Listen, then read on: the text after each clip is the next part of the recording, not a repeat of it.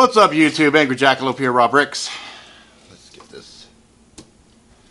Make sure I got it all in. It's supposed to be. I'm here today to talk about a movie, the BaBaDook. BaBaDook. BaBaDook. Look. BaBaDook. BaBaDook. Look. Book. Look. Yeah. The BaBaDook. Okay. I originally saw the trailer for it and thought interesting, but didn't really move on it. And then a friend of mine, G. Rivera, remember him? He did all that amazing art.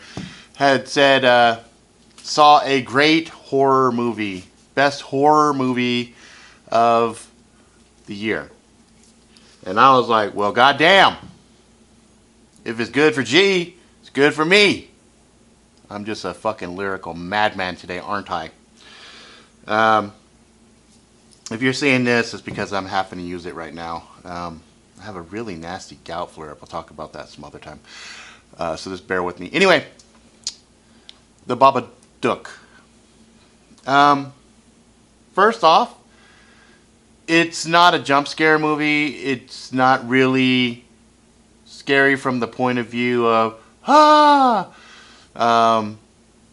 there's a few kind of quasi-gory scenes, but it's no big deal. I mean, shit, I give it like a 2 on the gore meter of 10, right? But, you know, some people found it unsettling. I watched it and thought it was an amazingly good movie. My wife watched it with me, and she fucking hates horror movies. Oh, she fucking hates them. Oh, fuck. Hates them with a passion, okay? She does not like horror movies, but I made her watch it with me. And she agreed. It was a good fucking movie. Now, it's a deep-ass movie. You could argue this movie could be interpreted as a very interesting discussion on the effects of depression.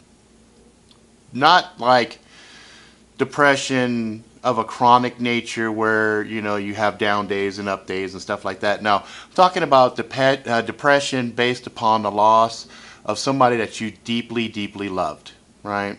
And, you know, without ruining anything, basically, this little boy, he never knows his father because they were on the way to the hospital, the husband and the wife. She was in labor, and the husband died in a car accident, and the son was born.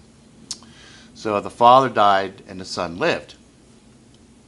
Now you can imagine that's a very, very interesting dynamic. Very interesting dynamic.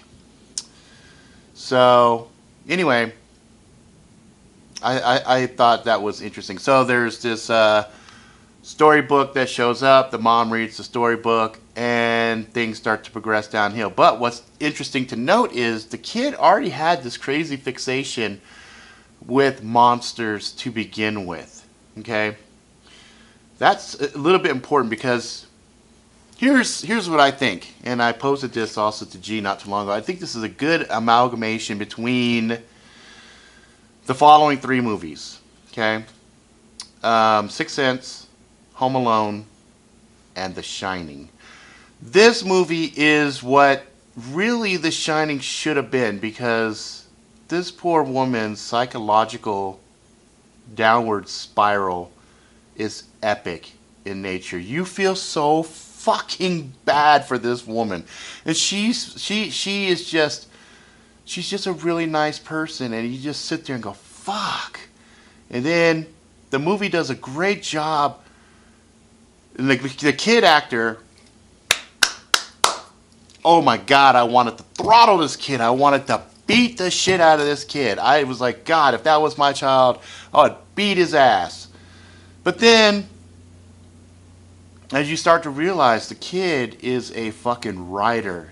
He is brilliant. He's smart. He's a magician. He invents shit. That's where the Home Alone comes in. He's just a fucking little MacGyver. So anyway, I don't want to get into it and spoil it, but I do want to set it for you so you don't go in with any weird expectations.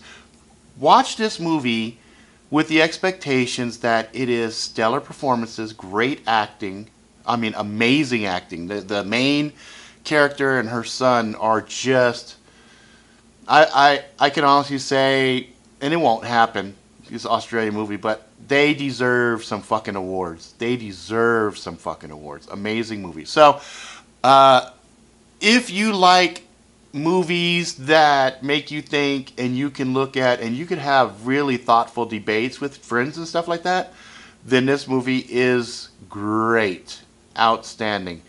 Do not go watching this movie expecting it to scare the shit out of you, because it probably won't scare the shit out of you, but it might have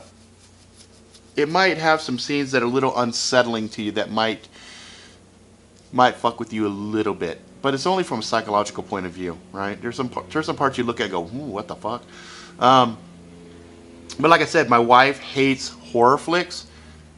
She didn't trip, but she agreed. She's like, God damn, that's a fucking deep-ass movie. It's deep. I said, yep. And I'd like to try something here. I'd like for you guys to put some comments of what you think after you watch it. And then I want to do a follow-up video where I take the comments and actually expand upon it, my interpretation from the movie. And if I don't have any comments in there, then fuck it, I won't do it. But I think that might be an interesting forum, short of us doing a Google group session or something. But I'd like to film responses, and I think this movie is deep enough that we could actually have some pretty interesting conversations about it. All right, guys, that's it. So if you want a horror flick that is really good, is probably stands alone as a movie outside of the horror genre. If you're looking for an interesting movie that is thought-provoking and is just very well acted and is a good movie, Angry Jackalope approved, definitely, then check out the BaBaDook. The BaBaDook.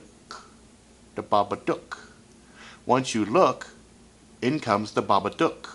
Don't let it in. I think it's something like that. Anyway, I think I just saw they're trying to crowdsource the actual creation of the book, which would be really neat, because the book itself was creepy. The book was creepy and very fucking cool. So anyway, that's it for this episode. Hope you guys like it. If you like it, please like it. If you feel the need to leave a comment, please leave a comment. If you haven't subscribed, please subscribe. Tell all your fucking friends. Angry Jackalope. This is the end of this review. I hope you enjoyed it. Tell all your friends. Angry Jackalope's a crazy motherfucker. I'm a little bit sore right now, so I'm not as flamboyant as I usually am. But, yeah, be good to each other. Until next time.